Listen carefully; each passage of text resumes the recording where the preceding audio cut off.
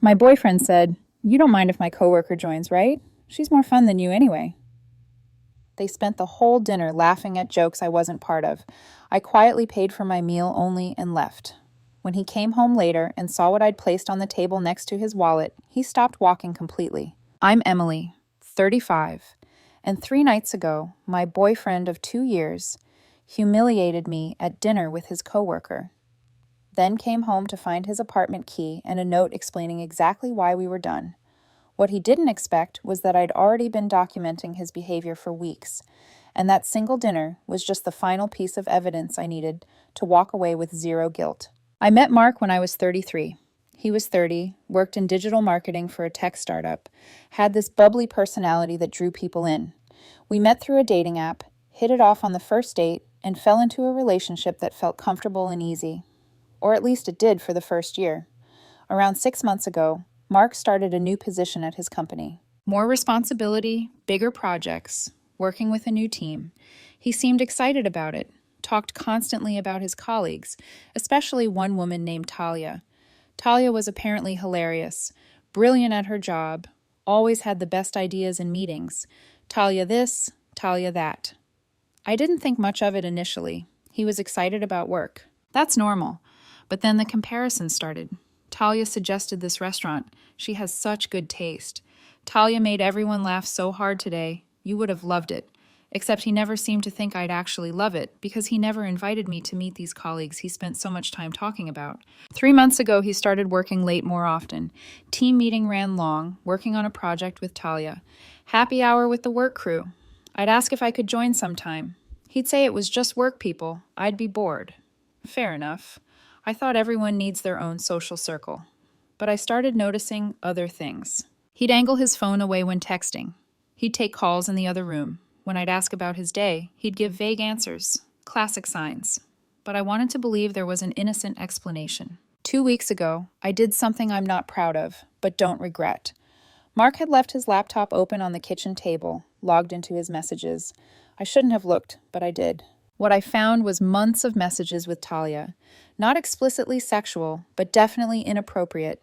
Inside jokes, complaints about me being boring or not getting his sense of humor, Talia calling him handsome, and him responding with laughing emojis and hearts, messages about grabbing lunch or drinks, always just the two of them. Plans to meet up on weekends when he told me he was doing guys' brunch or running errands. I took screenshots of everything, sent them to myself, deleted the evidence that I'd been in his messages. Then I started planning my exit. I didn't confront him immediately. I wanted to see how far he'd take it, how blatant he'd be, whether he'd actually respect our relationship or keep pushing boundaries. Last Friday night, Mark came home around 6 p.m. and said, "Hey, so change of plans for dinner tonight." We'd planned to go to this Italian place we both liked, just the two of us. Friday date night, something we'd been trying to maintain despite his busy schedule. "What kind of change?" I asked. "Talia's coming with us. That's okay, right? You invited your coworker to our date night once. It's not like that. She just moved to the area and doesn't know many people. I thought it would be nice to include her. You don't mind, do you? She's more fun than you anyway." He said it with a laugh, like it was a joke, but it wasn't. The way he said it, casual, dismissive, like my feelings didn't matter, told me everything. "Sure," I said. "Why not?" We met Talia at the restaurant at 7 p.m. She was exactly what I'd imagined. Attractive, confident, effortlessly charming. The kind of woman who walks into a room and assumes everyone will like her. She smiled brightly at me, said, "So nice to finally meet you, Emily," like we were old friends. From the moment we sat down, I might as well have been invisible. Talia and Mark talked nonstop.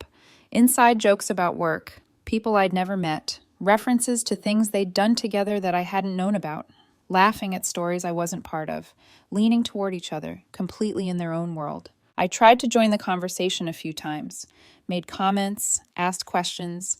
They'd respond politely, then immediately go back to their dynamic duo routine. After about 40 minutes, I realized I was just background noise. The server came to check on us. Mark and Talia were mid-story, laughing about something. I caught the server's eye and said quietly, "Can I get my check just for my meal?" "You want separate checks?" she asked. "Just mine. They can figure theirs out." She nodded, understanding in her eyes. She came back 5 minutes later with my check. I paid cash, stood up while Mark and Talia were still laughing about something.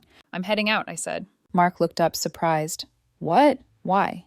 You two seem to have this covered. I'm going home. Emily, don't be dramatic. I'm not being dramatic. I'm leaving. Have a good night. I walked out. I heard Mark call my name once, but I didn't turn around. I got in my car and drove, not to our apartment, but to a coffee shop nearby. Sat there for 2 hours, thinking about what I was going to do. Around 10 p.m., I went back to the apartment. Mark's car wasn't there yet. Good. I let myself in with my key, went to our bedroom, packed a bag with essentials. Then I took the screenshots I'd printed out earlier that week from my car, pages of his messages with Talia, highlighted with notes about dates and times. I laid them out on the dining table next to where he always dropped his wallet when he came home. On top of the papers, I placed my key to the apartment and a note that said, "Since Talia is more fun than me anyway, you two should have plenty of time together now. We're done. Don't contact me. Everything you need to know is in these messages, the ones you didn't think I'd ever see." I took my bag and left. Update 1. I went to my friend Marina's place. She lives about 20 minutes away, has a spare room, and didn't ask questions when I showed up with a bag at 10:30 p.m. Crashed and burned? She asked calmly. Want to talk about it? Tomorrow, I said. Tonight, I just need to sleep. I turned off my phone and went to bed. I woke up around 8 a.m. Saturday to Marina making coffee. I turned my phone back on. 68 notifications. Texts, calls, voicemails, all from Mark. The text progressed through stages. First, confusion. Where did you go? Why did you leave? Then discovery. What are these papers? You went through my messages? Then anger. You had no right to invade my privacy like that. Then panic. Please call me. We need to talk about this. Then desperation. Emily, please, I'm sorry. It's not what you think. I didn't respond to any of them. I just scrolled through, deleted most, kept a few for documentation in case I needed them later. Marina sat down across from me with her coffee. So, what happened? I told her everything. The months of Talia talk, the inappropriate messages, the dinner where I became a third wheel on my own date night. She listened without interrupting. You did the right thing, she said when I finished. No argument, no drama, just evidence and exit. Clean. She's going to try to explain it away, Marina continued. Say you misunderstood the messages, that Talia's just a friend. Let her. You're not responding anyway, right? Right. Saturday afternoon, Mark showed up at Marina's place. I don't know how he found me. Probably called my friends until someone told him. Marina answered the door. She doesn't want to see you, I heard her say. Please, Mark said. I just need 5 minutes to explain.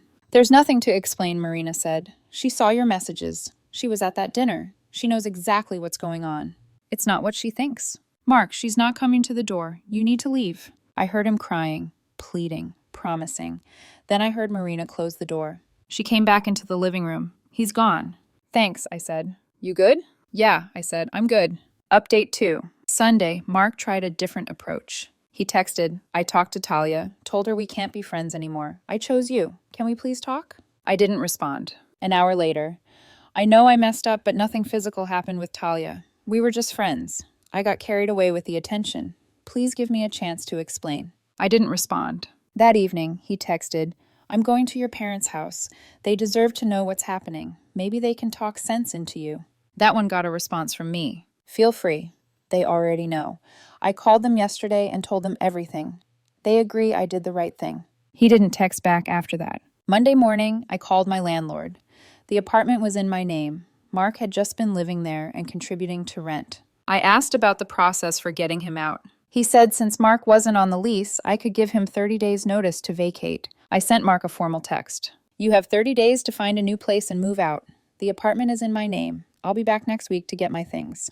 Tuesday, he tried calling from a different number. I answered, thinking it might be work-related. Emily, please stop ignoring me. I hung up. He called back immediately. I know you're angry. You have every right to be. But can we please just talk for 5 minutes in person so I can explain? There's nothing to explain, I said. I saw the messages. I sat through that dinner. I watched you choose Talia over me repeatedly for months. We're done. I didn't choose her. You did, I said. Every time you complained about me to her. Every time you met up with her and lied to me about where you were. Every time you made me feel like I wasn't enough. You chose her. Nothing happened. I don't care if you slept with her or not, I said. You emotionally checked out of our relationship months ago. You were building something with her while letting me think we were fine. That's enough. Emily, You have 30 days. Don't contact me again. I hung up and blocked that number too. Update 3. It's been 3 weeks since I left those papers on the table. Mark moved out of the apartment last weekend. I had Marina go with me to make sure he was actually gone and hadn't left any surprises. He'd taken his stuff, left my things alone, didn't trash the place. Small miracle. He left a letter on the kitchen counter, a long handwritten thing, apologizing, explaining that he'd gotten caught up in Talia's attention because he felt like I didn't see him anymore, that he'd made terrible choices but never physically cheated, that he wanted to try therapy to work things out. I read it once, then I threw it away. Talia apparently got fired. Not because of the relationship stuff. Their company didn't care about that.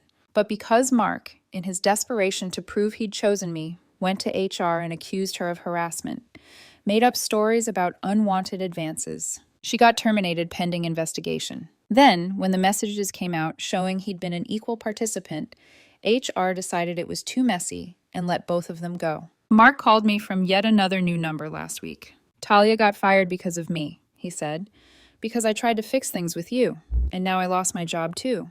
Are you happy? I didn't make you lie to HR, I said. That was your choice. I did it for us. There is no us, I said. Stop calling me. I blocked that number too. Final update. It's been 2 months since the dinner, the one where Talia was more fun than me. Hard to keep track of Mark's versions of reality. I'm back in the apartment full time.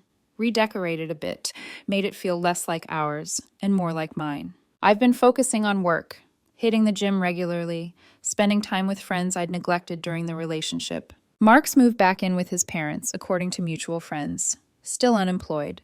Talia's working for a different company now, dating someone new. They're not in contact anymore. I guess when the excitement of the forbidden workplace flirtation disappeared and it cost them both their jobs, whatever they had evaporated pretty quickly. A mutual friend, someone who knew both of us but stayed neutral, reached out last week. Mark wants me to ask if you'd be willing to meet for coffee, for closure. Tell him no, I said, and tell him to stop using friends as messengers. If he can't respect that I want no contact, I'll get a restraining order. He's really struggling, the friend said. Lost his job, lost you.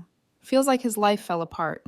His life fell apart because he made bad choices, I said. That's not my responsibility to fix. Fair enough, they said. I'll tell him. I haven't heard from Mark since. I don't expect to. He finally seems to understand that this is permanent. My parents asked me last week if I was doing okay emotionally. Honest answer? I'm fine, better than fine. There was a moment at that dinner, sitting there watching him laugh with Talia, realizing he'd rather be with her than me, where something just clicked.